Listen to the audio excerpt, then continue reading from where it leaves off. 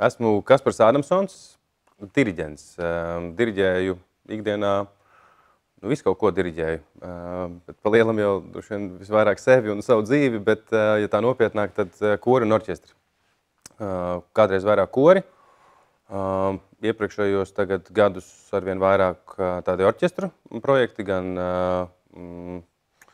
ikdienas darbs mūsu Baltajā namā, Opernamā, ar operas un baleta izrādēm, gan dažādi piedāvājumi no mūsu pašu orķestriem, gan arī ārpus Latvijas. Un, jā, nu tā ikdiena paiet vienos mēģinājumos, vienos koncertos un pārsvarā šeit Latvijā, bet ne tikai. Tad nu šodien šeit, Latvijas Nacionālajā rakstniecības un mūzikas muzejā, esmu ieradies ar īstenībā savu pirmo starptautisko balvu kā diriģentam. Nebija vārds, bet tikko dots Kšištofs no konkursa Polijā, skatās uz mums. Jā, tas laikam bija teju 20 gadus atpakaļ, 2005. Gada decembrī, kad studējot muzikas akadēmijā, pie pasniedzēja Andra Veismaņa bija tā kā rosinājums pārbaudīt spēkus tādā jau starptautiskā kontekstā. Un, jā, man dikti labi veicās konkursā, sākot jau ar pirmo kārtu, kaut kā tā dikti veikli un veiksmīgi tās pāris dienas aizripoja, kad Kšištofs kā koru balva atnāca pie manis un konkursa pirmā vieta.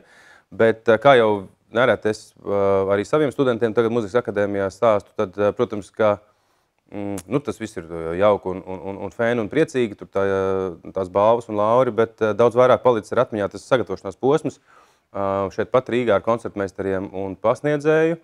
Un īstenībā tā pieredze tajās 3-4 dienās uz vietas. Un tā man bija tāda pirmā un diezgan spilgta palikusi atmiņā, un tāpēc likās, ka arī Kšištofs un šī balva varētu būt tā, kas paliek par piemiņu arī muzejam. Jā, nu tas mans ikdienas ceļš gan uz konkursu Vroclavā, gan šeit pat Rīgā, gan uz visādiem citiem konkursiem, un ne tikai konkursiem, bet elementāri katru ikdienas mēģinājumu un koncertu gatavojot. Jau no studiju laikiem, jau no 18 gadiem, pirmajā kursā, kad es atnācu pie Andra Veismaņa studēt uz muzikas akadēmiju, tad, manuprāt, pirmā mūsu satikšanās nedēļa jau bija tāda, ka Andris paaicināja uz tēju uz kafēnīcu un teica, es tev parādīšu, kā es vizualizēju partitūras, kā man to ir savulaik mācījuši mani pasniedzēji. Un, jā, un tad es pirmo reizi sastapos ar dažādu krāsu zīmolīšiem, kur jā, zilā krāsa ir koku pušamiem instrumentiem, ja mēs domājam par simfoniskā orķestra partitūru. Sarkanā krāsa ir metāla pušamiem instrumentiem, violetā ir arfai, attiecīgi klavierēm, perkusijām, kā timpāniem un visiem pāriem ir brūnā, stīgām ir zaļā, un katrai no instrumentu grupām ir attiecīgi savs simboliņš. Un kopš 18 gadu vecuma, kopš pirmā kursa muzikas akadēmijā es ar šo strādāju, esmu drusku to tā kā adaptējis, varētu teikt, to sistēmu vai varbūt pārveidojis kaut kā varbūt pa savam, bet tās pamatnostādnes, kā Andris man toreiz izstāstīja, tās es esmu tā kā, priekš sevis atzīmes par labu esam. Un arī koru partitūras es tieši tāpat.